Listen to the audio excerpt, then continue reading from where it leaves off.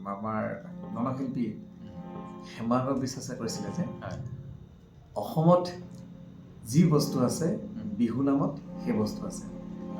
অসমত যিটো বস্তু নাই কিন্তু বিহু নামতো সেই বস্তু নাই। মানে বিহু নামত যিখিনি বস্তু আছে অসমত সেইটো বস্তু আছে। অসমত যি নাই বিহু নামত সেইটো নাই। সেইকাৰণে অসমত সকলো শাক পাচলি মাছ কাছৰ পৰা আদি কৰি মানে বিহু নামত সকলোবোৰ পায়। মই চাপ'জ এটা উদাহৰণ দিছো, এখাৰলি টেঙাৰে শাক ৰান্ধিলো ও দৰিকণা পাততে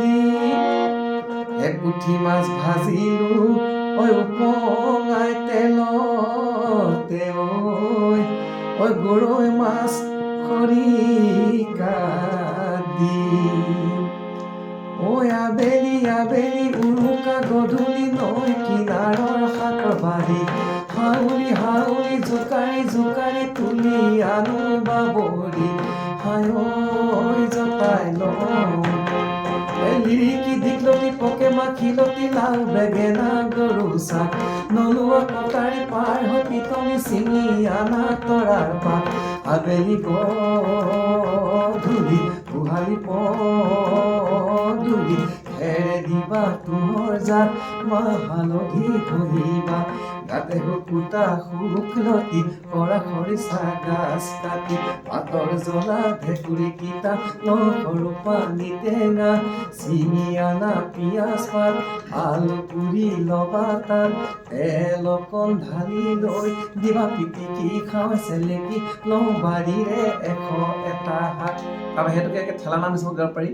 এই খাৰলি টেঙাৰে শাকখন ৰান্ধি দৰিকণা পাততে দি, এই পুঠি মাছ ভাজিলো উপঙাই তেলতে, গৰৈ মাছ খৰিকাত দি, কলি মতি মালি মুনি মাটি কান্দুলি তংলতি টেঙেচি লাই জাবৰি লচ কচি শুকলতি লেহেতি, নটেঙা ঢেকীয়া পিকনি বৰুৱা জেজেলি পকা ভেদাইলতা পুৰুলা খুতৰা, নলে কলমনে ফাপু জাপিঠা পালেং মধুৰ হোলেঙৈ নৰসিংহ মুচন্দৈ চাকনি বাবৰি একচগুটি হেলঞ্চি দিয়া ৰান্ধি জাবৰি, শাকে লফা মেজেঙা নচুকহি মৰিচা চেং মৰা চাঙেলি, টেঙা হেৰা লৰাৰ মাক ৰান্ধি দিয়া জাবৰি শাক,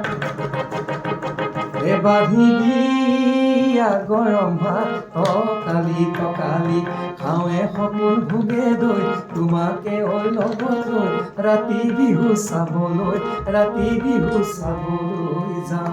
মানে ইত্যাদি ইত্যাদি এনেকে গাই গাই গুঠিব পাৰি আৰু।